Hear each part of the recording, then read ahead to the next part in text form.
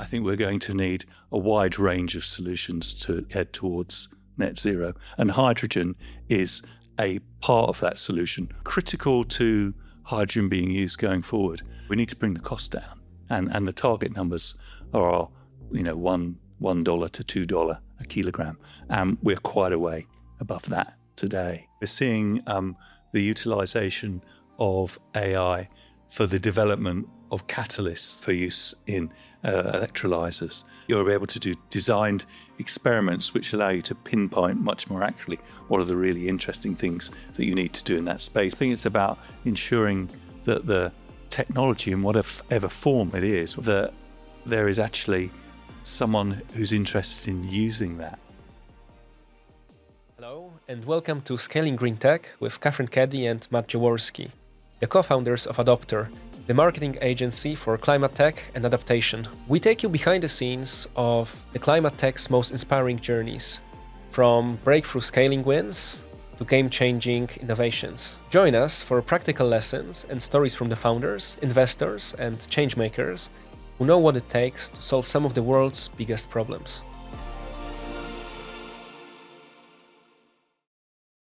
Hello, and welcome to the next episode of Scaling Green Tech podcast.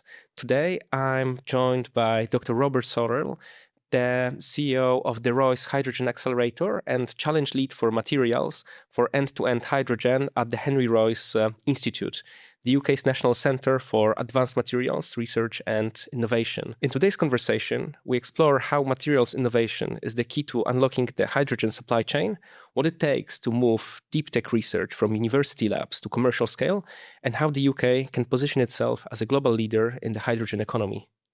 Thank you very much for joining me, Robert. Thank you. Looking forward to the conversation, Matt. To kick us off, the usual question, how would you explain your work?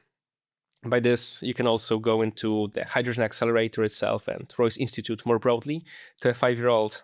Yeah, well, I guess we're interested in identifying ways in which we can sustainably produce energy, support all the things that you would do in your daily life. And to do that, through the Royce Hydrogen Accelerator, we're looking to identify those technologies by working closely with universities and startups. Amazing. And how would you expand it for the full elevator pitch related to both Hydrogen Accelerator and Royce Institute? Well, I guess for the Royce Institute, as you said in your introduction, it's the UK's Institute for Advanced Materials Research and Innovation. And that and innovation part is really critical because we're interested to take technology out of the lab and into the commercial arena. And that's why the Royce set up the Royce Hydrogen Accelerator, because we identified the key technologies that were needed to effectively enable wide-scale deployment of hydrogen. And then we realized that we needed to attract some investment into that area beyond just public investment so we could get funding for those types of technologies. So what we do is we work with companies to get them to a point where effectively they can pitch to investors. So they're so-called investor ready, and there's various means by which we do that. Amazing. So before I ask you more about the accelerator itself and the Royce Institute's work, let's maybe get a bit more in depth into the hydrogen. Yeah. What would you say is the state of the hydrogen technology at 1/3 of the way through 2026, especially in the context of the Strait of Hormuz, and knowing that hydrogen went through different stages of the hype cycle so far? Yeah, we're awaiting the hydrogen strategy from the government, so that's clearly quite critical. What the government is saying is that this is still a key pillar, and they're still committed to this activity. It's just a case of when that strategy is going to be produced. I think when I look at the energy transition, I think we're going to need a wide range of solutions to address this as we head towards net zero. And hydrogen is a part of that solution, but not all of it. It needs to be integrated with the rest of the energy system. And where do you see its role? I think that the initial role for hydrogen is in areas like ammonia, which it typically shows up in fertilizers and in chemicals. And moving beyond that, there's a role for hydrogen in long duration energy storage. So effectively, in a UK context, when you've got large wind turbines offshore, often the wind blows strongest at night when there's no market for the electricity. So what do you do with it? And so one option is to utilize that electricity to produce hydrogen, which you can then store, and then you can utilize it when you need it. And then I think to finish the story, the other two areas where I would see use of hydrogen is in transport, but quite specifically in areas where hydrogen meets the needs. So marine for moving large vessels, and also aviation, where you have this real challenge about getting sufficient energy density onto the aircraft versus the weight penalty to actually move these planes across the skies. Okay, so it's not quite the vision that came up in some media coverage a few years ago of like what normal cars everyone can use being powered by hydrogen. It's more those specific, more niche applications. Now, I'm glad you raised that, Matt, because I think there's a couple of areas where I would say hydrogen won't develop outside of a kind of niche application. One is in cars. It's good to see the innovation that the OEMs are doing in the space. Toyota. Yes, exactly. Yeah. They're developing vehicles, and it's great to see that innovation because I'm sure that will be valuable in some niche areas of transport. But I don't see us building out a big passenger car network to support that market.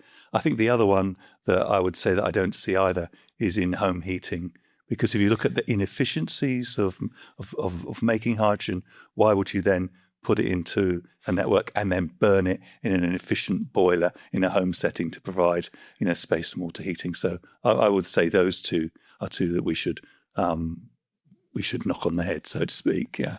Yeah, I remember seeing a couple of years ago, I think, on London Underground, an ad for some like home boiler powered by hydrogen, that there's an infrastructure for this. But yeah, I remember discussing this idea with someone else, and it's not being a realistic one. I'd say never say never. I mean, there may be some niche applications where you have the hydrogen available and you want to do it, but it wouldn't be the first option that I would consider. You could use it for vehicles that return to base. That's how, so basically they do the same route and they come back to refuel. So you don't need a complicated setup. But at the end of the day, it's not the most efficient use of something that's difficult enough to make in the first place. Yeah, 100%. So, okay, on the never say never, right? We could imagine stop me if I'm getting too far into science fiction. Island, let's say, community that has access to water. Let's say we figure out a way to make hydrogen efficiently out of seawater, which I know is one of the challenges. We can talk about that later. And then they could use hydrogen as sort of like a heat source. Although if they were going to do that and had this kind of advanced technology, there is a question why they would do that instead of using electric-powered heat pumps. Yes, exactly. And the question about why they wouldn't use batteries as well in the cars. And I think that's another part of the story about the huge advances in battery technologies. So you can see that that's been very valuable in taking a lot of that space. Yeah. So maybe on the side of setting the context more broadly, what would you say the value chain for hydrogen technology is like? I had a look at report on Royce's website about the second edition about hydrogen accelerators work, and I saw that it's the technologies needed, right, span from novel catalysts for electrodes, reviewing how different materials interact with hydrogen in the context of engines or, for example, of aviation. You will surely know this topic so much more better. So what would you say is the value chain? And then once we cover that, it would be great to hear more about where the challenges are in this value chain. Yeah, the value chain starts with producing it, and there's a whole issue about cost, and we can come back to that one. Then effectively, you need to store and distribute it. So we should talk about that. And then there's a piece around end use, because it's not a case of simply slotting it in You need to understand the implications of changing to hydrogen, for example. And then, of course, there's the whole issue of monitoring, so that you're able to monitor the hydrogen in whatever environment it's operating in, so you can determine if there's any safety issues that you need to deal with. Yeah. Amazing. So where should we start? We could start with cost. I think might be quite a good one. So I think critical to hydrogen being used going forward, we need to bring the cost down, and the target numbers are $1 to $2 a kilogram, and we're quite a way above that today. But I think there are ways in which you can bring these costs down. I think the other thing to remember in all of this is that the principal cost of running an electrolyzer is the electricity cost, right? So first of all, it's like how much you're paying for your electricity. Then the second thing is the cost of your electrolyzer itself. So what can you do to make that electrolyzer more efficient? So, it's got electrodes. Can you improve those? Can you make the surface area bigger so that the catalyst that you're using to break down the water can operate more efficiently? What can you do about using ever cheaper catalysts so you can bring the cost down that way?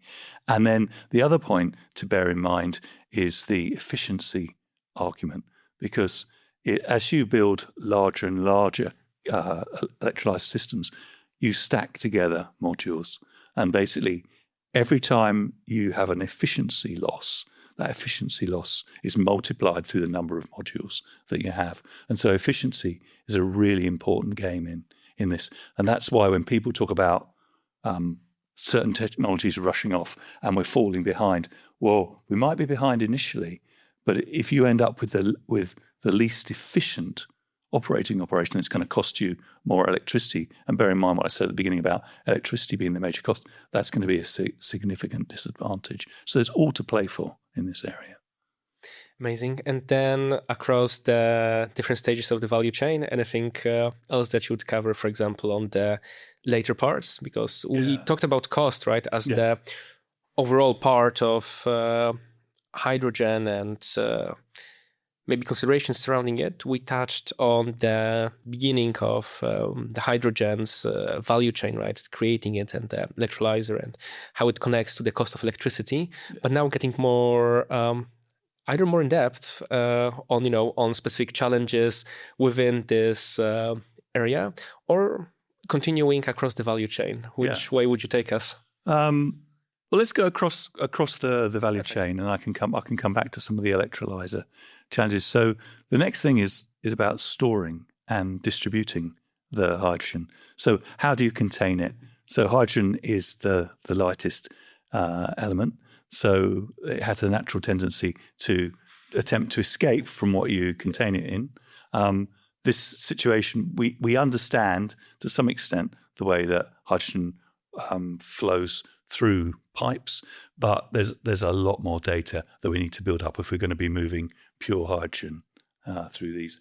I was literally reading about this in the report of how hydrogen can pass through different materials, right? Yes. I think including polymers, yes, but not through metals. Correct. If the metal is kind of like one clean continuous surface without any cracks, even small ones. Yes. So then there was like a company that had support from Royce Accelerator on developing a technology to coat, I think, plastic surface with metal that would be uniform in a way that would prevent hydrogen leakage. Yes. And it allowed them to develop new type of vacuum insulated pipes for transporting hydrogen. Yeah, we should switch roles. That's a really good description. Exactly right. So they put, you can't store in a polymer because it'll get escape through it. Yeah. So the idea is you put some kind of liner within the polymer through which is impermeable to the hydrogen, so it can't escape. And your point about continuous is really important, because the minute you run up to a joint, then you have a kind of weakness in the system. So the question is, how do you address these complex geometries to make those also resistant to hydrogen? And then there's a lot of people working in this space and different types of solutions with coatings and being able to produce materials where they have coatings inside which are hydrogen resistant. So there's a tremendous amount of innovation. And of course, we're only talking here about gas, yeah. When you move to liquid, then which you would most likely do in an aviation setting, then you're down at minus 253 degrees centigrade. And it's the understanding of, extreme cryogenic temperatures on the properties of the materials in which you're containing the hydrogen. And then, of course, you've got this issue of what's described as thermal cycling, because, as the hydrogen is moved out of the tank and you burn it in a jet engine, for example, then basically the tank is going to begin. There's going to be differences in temperature, a temperature gradient across the tank. So how do you maintain that? And what's the impact of that on the lifetime of the tank? So this is a fantastic area for innovation. And there's lots of people working in this space, but we need the data. There's some quite big gaps in the data in this area. Most of the stuff, not surprisingly, seeing the Artemis piece, comes from NASA and their use of hydrogen, but there's a need for much more data here. Okay, so we talked a bit about electrolyzer. We might come back to electrolyzers in a bit more detail.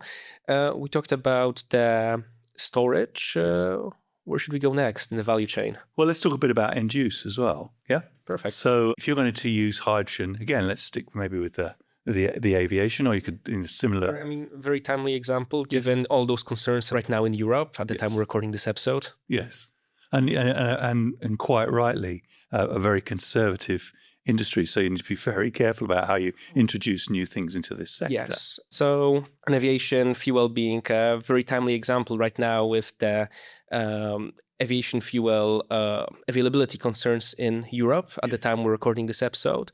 And then obviously with aviation as a sector, having a history with hydrogen where it was used in airships, but then also safety issues that led to Hindenburg's disaster.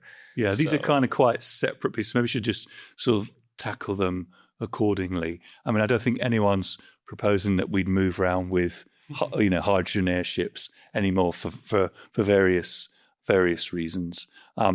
Hydrogen in an aircraft, I think the challenge for hydrogen in an aircraft is that in energy density terms, it's very low, right? So what do you do about that? Well, if it's a gas, you compress it.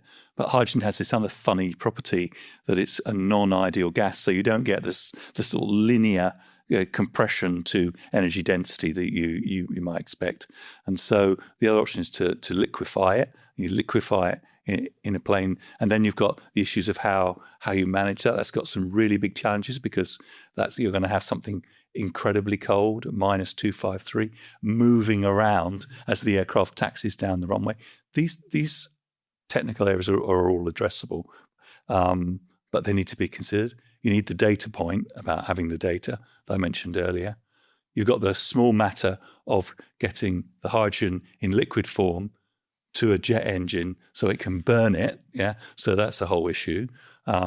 You've got some potential issues with hot hydrogen if the burn isn't managed correctly coming back through the burners, and so you've got to think about what could happen in this scenario there and the effect of hot hydrogen on some of those components. Your product of combustion is water, and so one of the issues with that is that you have to think about the corrosion issues associated with all that water coming out the back of the aircraft as well.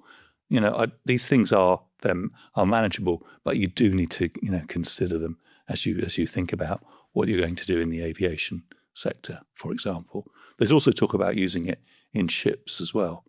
And the reason kind of that makes sense in ships is because if you want to move hydrogen in bulk, you could move it in liquid form, and you could also use the same material you're moving to also power the ship as well. And so there's certain areas where hydrogen has advantages to use. And I think that's why that's why I keep coming back to the point. It's part of the solution, and we need to be selective in how we use it, as opposed to just saying it's the solution for everything. And then that sets up the wrong argument, right? We're not trying to compete with other technologies. What we're trying to do is figure out what's the best blend of system for us to use. And that's also going to depend on where you are, what country you live in, what kind of resources you have available. And it comes back to that point that the UK just has this amazing offshore wind resource that we can tap into.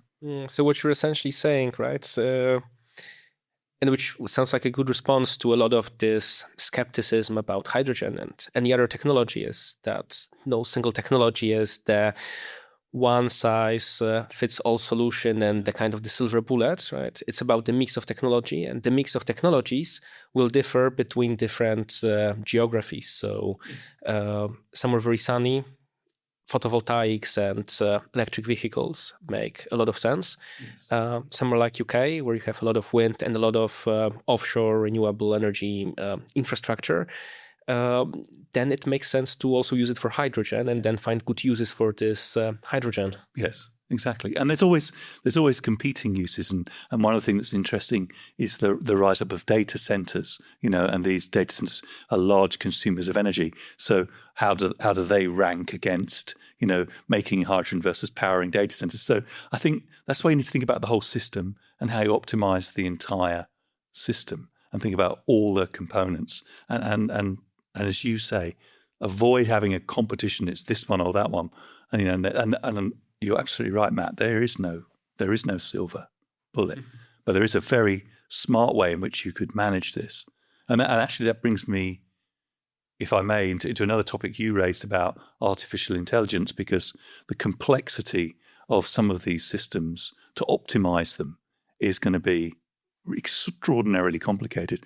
And I think there are ways in which we can use, AI to help to improve the operation of these types of systems, and we can use it in many ways. If we went back to the electrolysis piece and talked about catalyst discovery and development, then you can use AI to help you inform a lot of the experimentation that you might be doing. And it's very interesting in our experience when you interact with AI in that space. And there's some fabulous people in the UK who are doing some outstanding work in that area.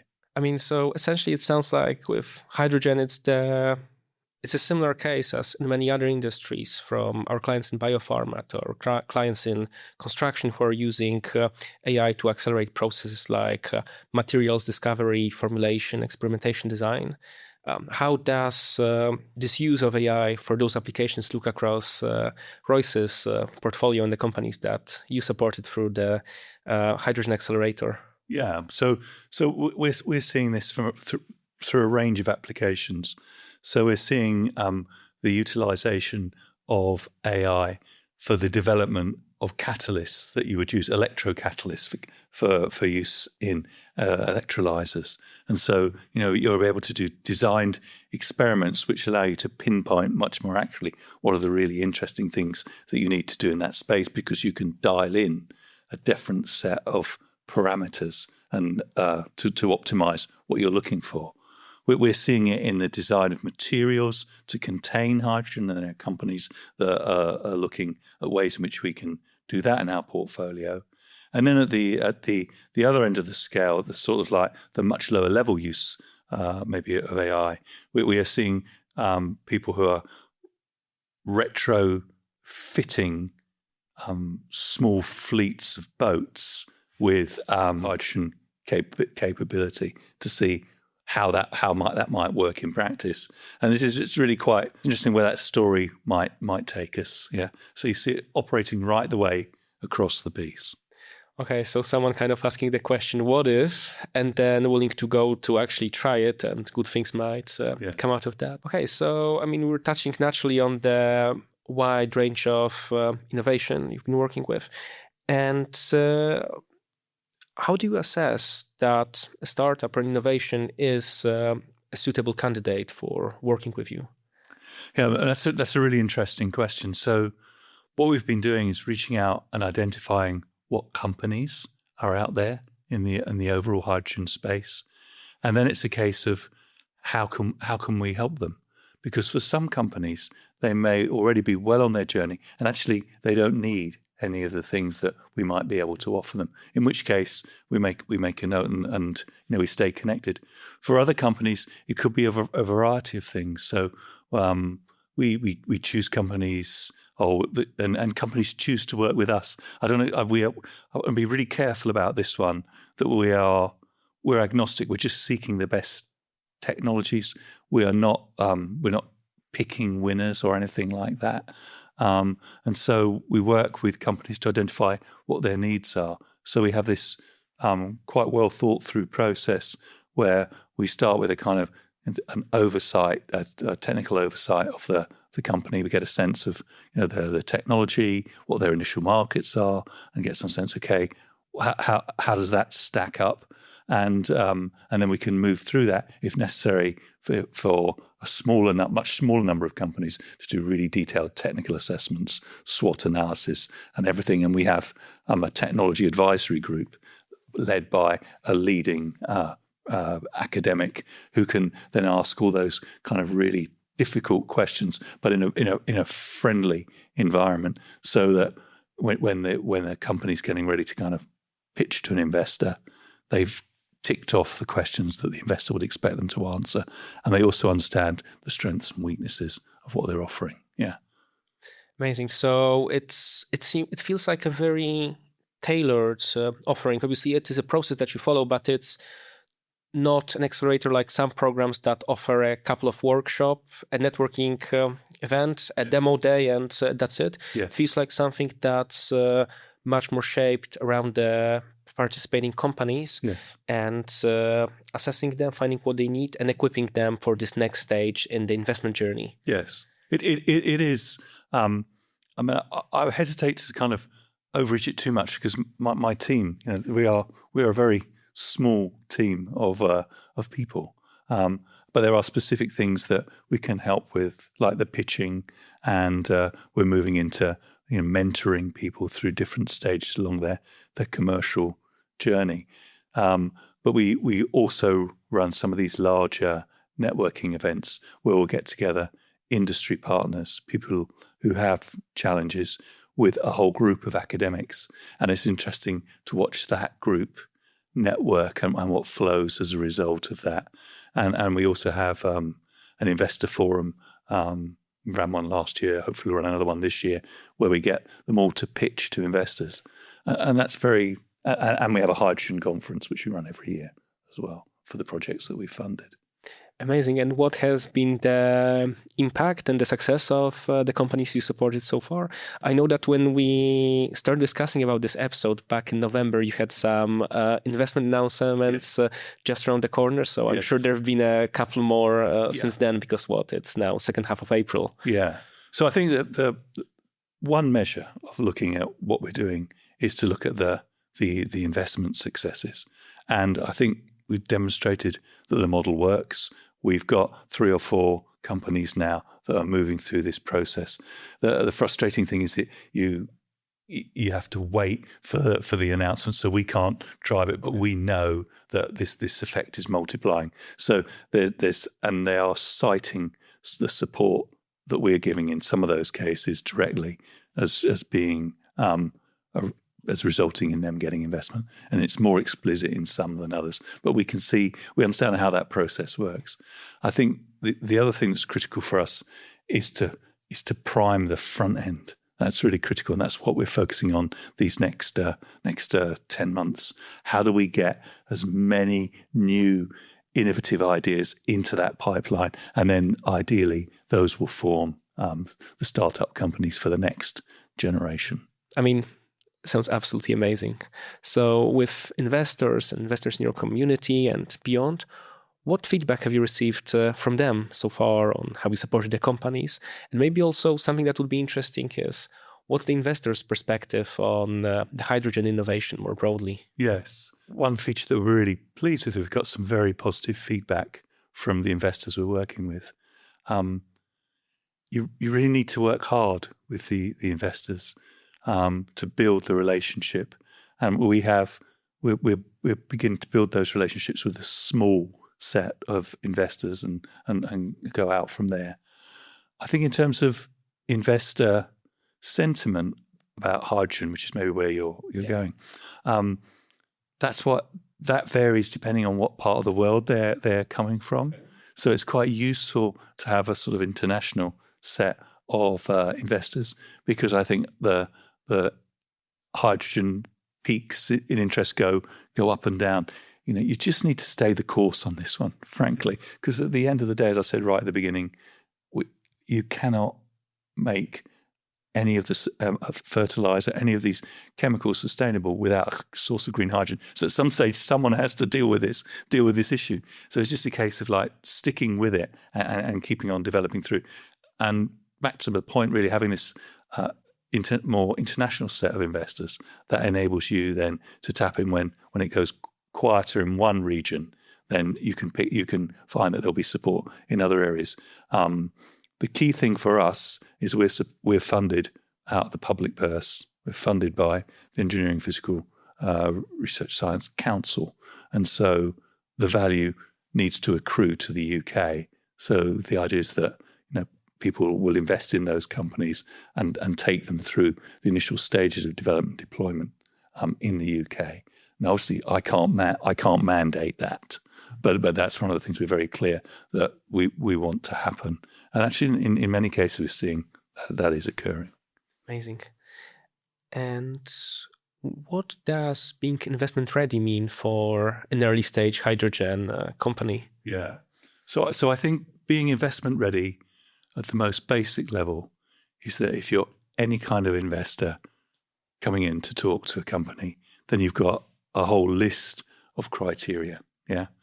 And actually, interestingly, technology is not at the top of the list, right? So there's a whole range of other things about, the competition, the market landscape, and when am I going to get my money back? And that's due towards that various, but it's always there.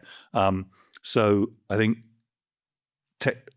technology is part of it, but it's not all of it. I mean, yeah, it's funny you touch on this, right? The technology not typically being the thing that might hold back the investor readiness of a company, or that investors are most interested in. What would you say is the place where the most promising innovations get stuck between the lab and the market? Right. I would say it's right at that very early stage where someone has an idea and they're trying to commercialize it. And it typically goes through a pattern of two phases. The first is getting a kind of proof of concept. Yeah. So is this feasible? Yeah. And part of that is talking to someone who holds the problem, like an industry partner, and then doing some very simple testing to say that looks feasible. And there's a lack of funding for this kind of work. And then there's also a lack of funding for the next stage that follows on from that, which you'd refer to as prototyping, which is then kind of a mini version of your the most basic level that can demonstrate how your technology might work. Obviously, you need to scale it up, but what are the basic levels? And these kind of areas, they require 20 to 50,000 pounds. Probably the feasibility study somewhat less. The feasibility study to do the proof of concept, the prototyping more expensive, and the money is available. The money to do that can be made available, but what tends to happen is that it's available in larger tranches and at fixed times across the year.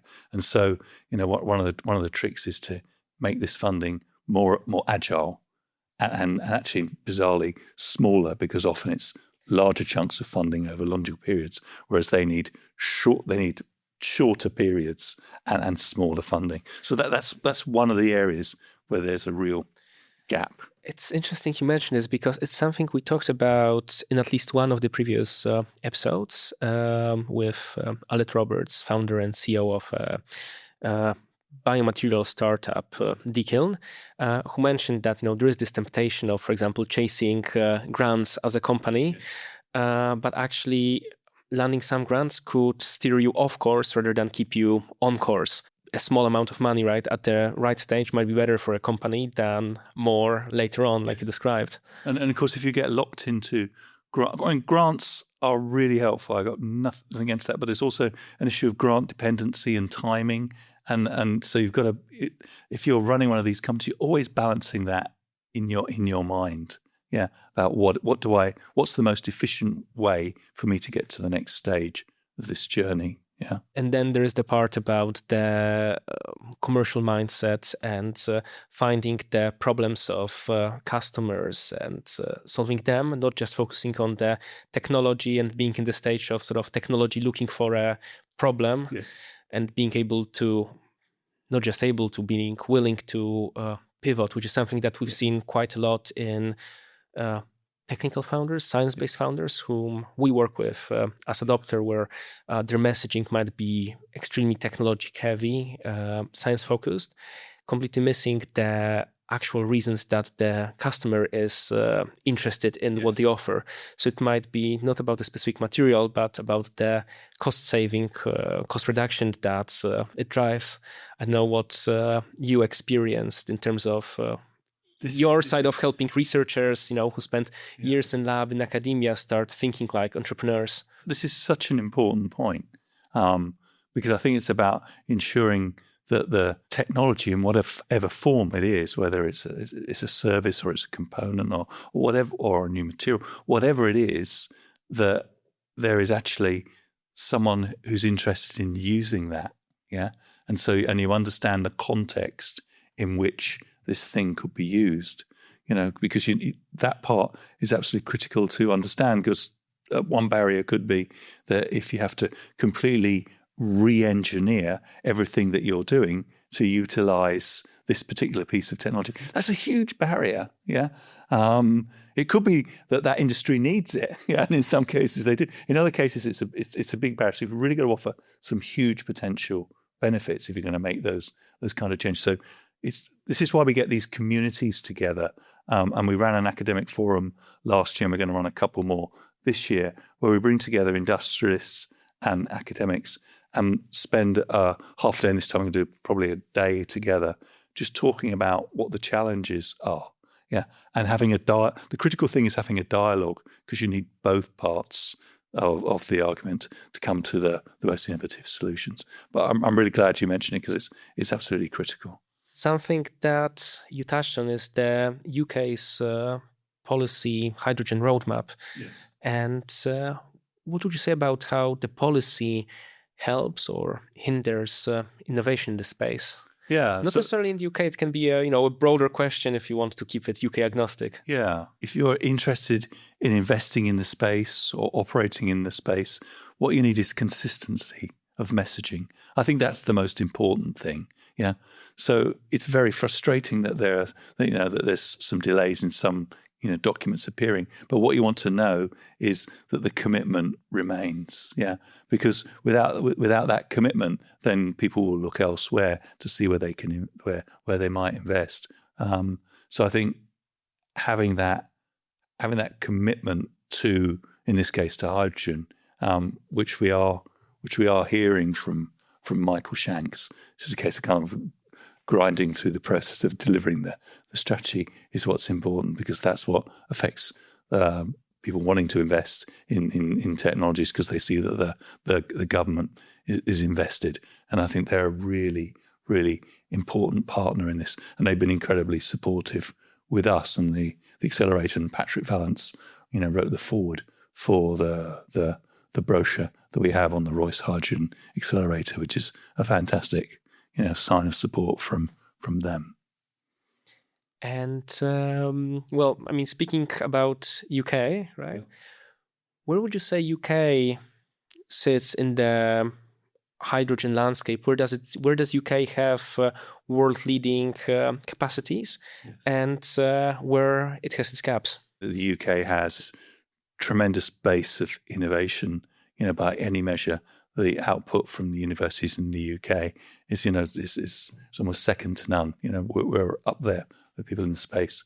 I think specifically where we're not so good is in that kind of scale-up space. Yeah, and I think there's an issue about gearing up to make mid-sized companies, and some of the issues around that. I went to a finance breakfast on this recently. It was quite interesting. The most telling comment was people don't plan far enough in advance for these situations when they really want to start to scale their production. So there's gaps in the support, in the finance support, and there's also kind of some mechanisms in some areas where we don't enable companies to grow as quickly as they might. And I think some of the changes they're trying to make is going to enable more funding potentially to flow in those areas and hopefully alleviate this issue. But it's been recognised for a long time. Now we need to start wrapping up the episode. Final questions for you. And one that's been on my mind, especially with how hydrogen, has this hype cycle and there is a lot of misunderstanding around hydrogen. How important are storytelling and communication for hydrogen solutions? But they're absolutely critical. Because I go back to the innovation forum we had in November of last year. You've got 20 companies pitching. They got 4 minutes. So you've got to get your message across in that time. And I'd argue if you haven't got it across in the first minute or so, then you're gonna lose the attention. So it's absolutely critical to be able to lay that out really clearly.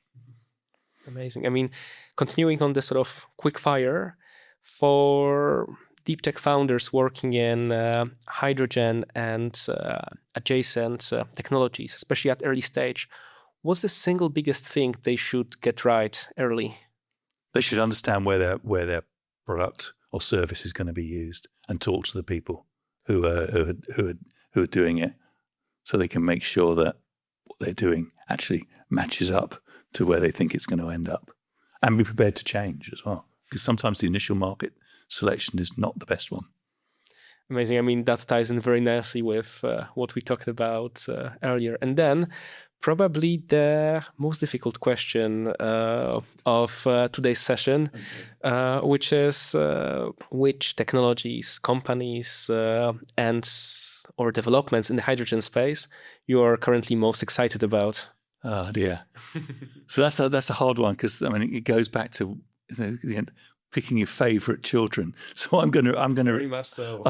I will resist kind of calling out individual companies, but I think some of the developments in the electrolysis area where people are moving to technologies where they're really pushing the boundaries of what's possible. And there's some really exciting stuff where they're splitting the oxidation reduction reactions, where they're using membrane-free electrolyzers, where they're doing various innovations in that space is really exciting. And I just think this whole ability to develop materials that can cope with hydrogen at -253 is just amazing. And actually understanding what's actually going on with the materials under those kinds of really low temperature cryogenic conditions.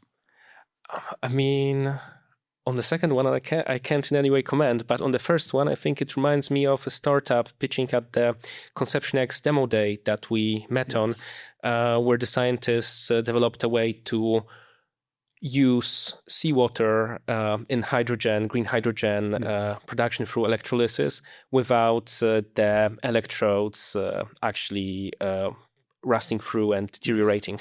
Yes. That's a good one to pick up on, because if you can utilize different forms of water and make your electrolyzer resilient, that's absolutely fantastic.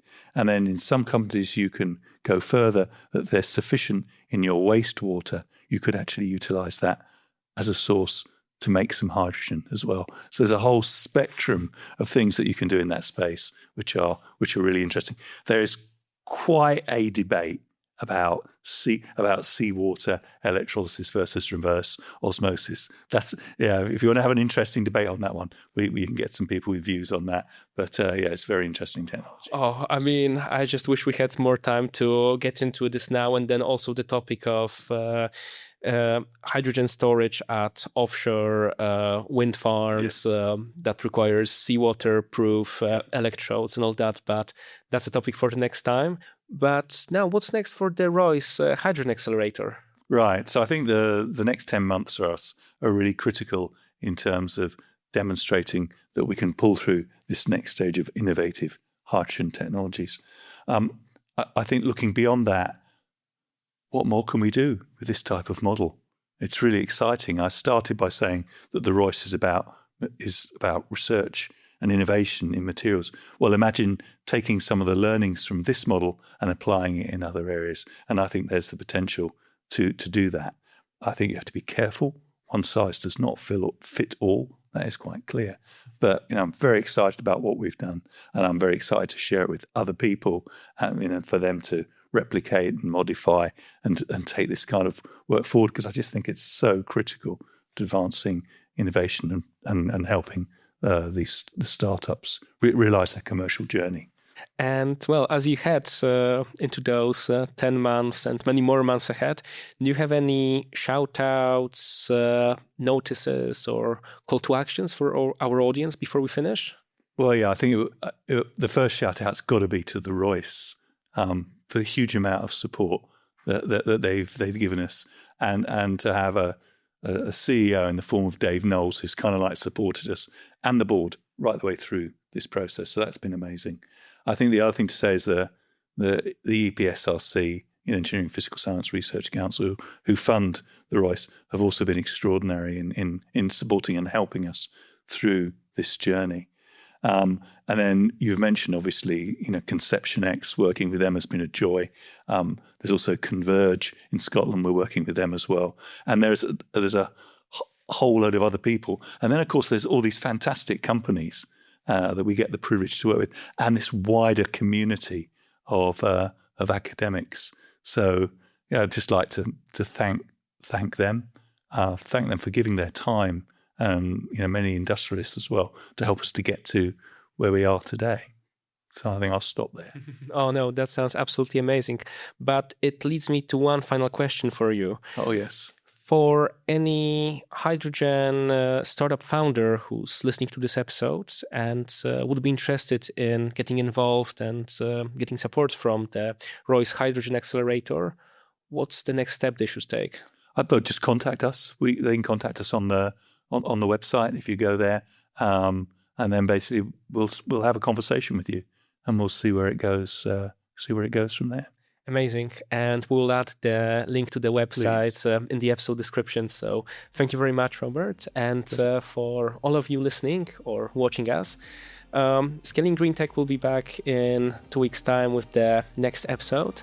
And a link to Royce Hydrogen Accelerator and to any other resources that we touched on today will be also attached in the show's description. For now, thank you very much for listening, and until next time.